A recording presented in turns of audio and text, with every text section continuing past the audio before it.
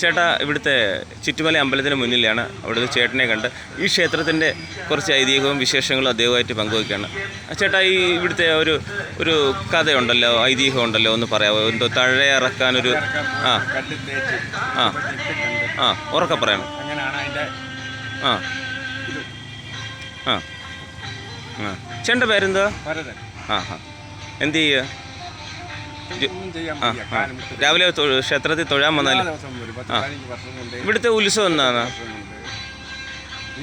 മീനത്തിലാണല്ലേ? എത്ര ദിവസത്തെ ഉത്സവമുണ്ട്? ഇത് കരക്കാരുടെ അമ്പലമാണോ? എന്ന് വെച്ചാൽ ദേവസ്വം ബോർഡിൻ്റെ ആണോ? ഇപ്പം ദേവസ്വം ബോർഡിൻ്റെ. ആ ആ ആ പിന്നെ